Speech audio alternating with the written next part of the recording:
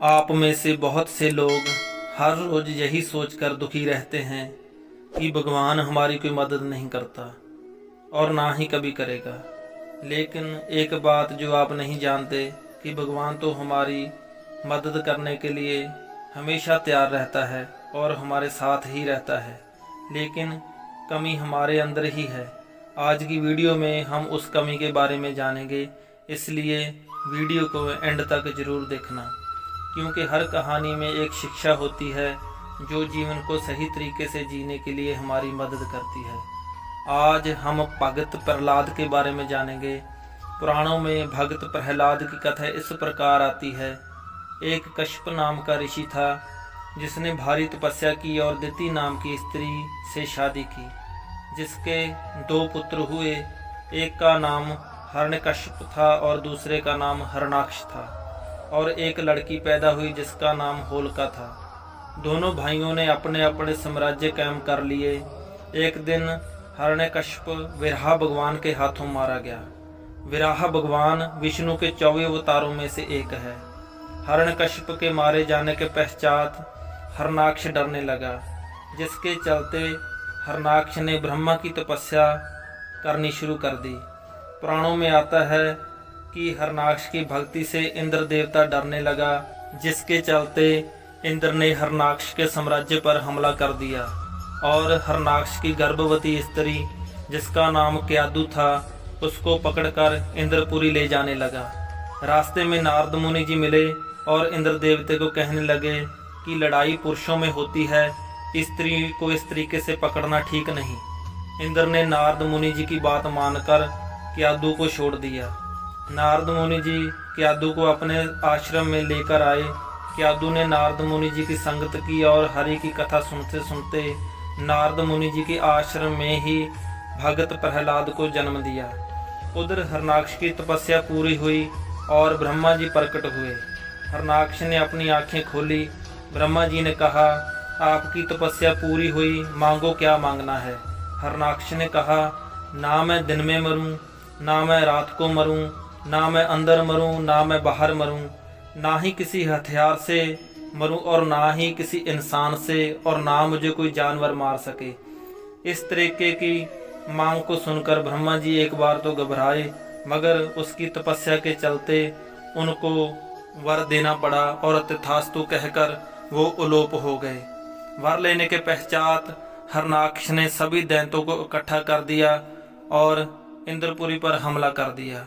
हिरण्याक्ष इतना अहंकारी हो गया कि प्रजा को कहने लगा, बस मेरा ही नाम जपो, कहो जले हिरण्याक्ष थले हिरण्याक्ष। प्रजा भी डरने लगी और जपने लगी। इधर विष्णु भगवान ने अपनी करामात दिखाई कि 6 साल के प्रहलाद, जो कि हिरण्याक्ष का बेटा था, उसके मन में राम नाम रटा दिया। प्रहलाद राम नाम जपने लगा। प्रहलाद को संडामरका नाम के दैत्यों के पास पढ़ने के लिए भेजा गया। संडामरका ने सभी बच्चों से कहा, हिरण्याक्ष महाराज की जय, मगर प्रहलाद ने राम नाम की जय पुकारी। संडामरका ने कहा, प्रहलाद बेटा अपने पिताजी की जय करो, मगर प्रहलाद ने कहा कि जय तो केवल राम नाम की ही हो सकती है।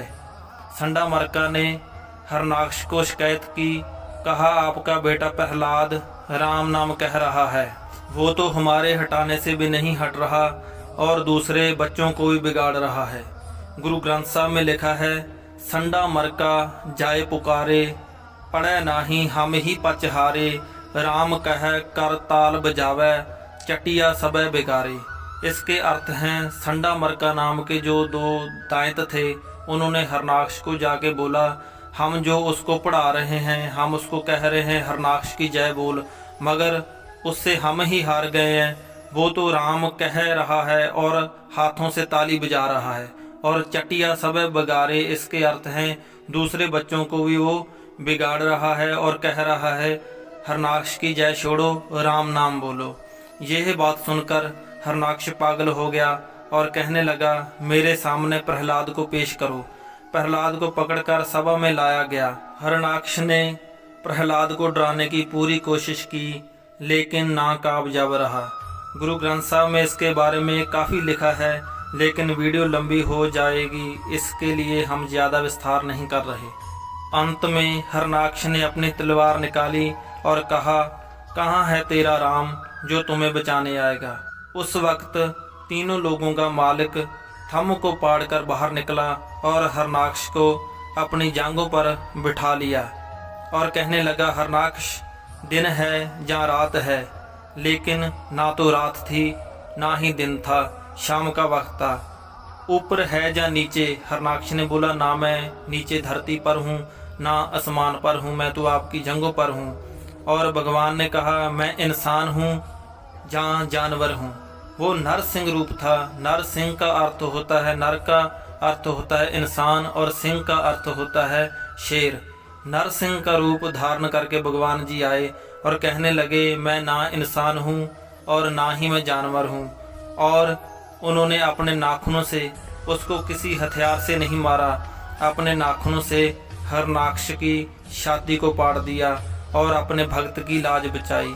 गुरु ग्रंथ साहब में आता है, हर जुग जुग भगतो पाया, पैज रखदा आया राम राजे, हरनाक्ष दुष्ट हर मारया, प्रहलाद तराया। हे प्रभु, तूने जुगों जुगों में अपने भक्त बनाए हैं और उनकी रक्षा की है। जिस तरह आपने हरनाक्ष दुष्ट को मारा और प्रहलाद को तार लिया।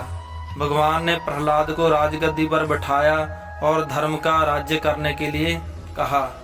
इस कहानी में बहुत सी शिक्षाएं हैं।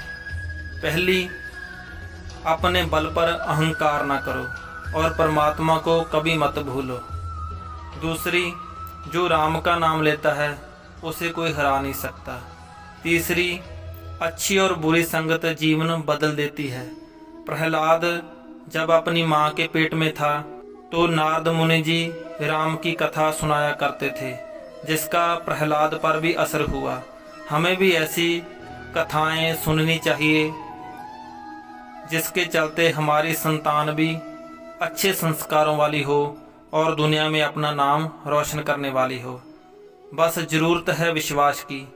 अगर भगवान पर आपको पूरा भरोसा है तो दुख कभी भी आपके नज़दीक नहीं आएगा। अगर वीडियो अच्छी लगी हो तो वीडियो को लाइक और चैनल को सब्सक्राइब करें ताकि हम ऐसी वीडियो आप तक पहुंचाते रहें। धन्यवाद।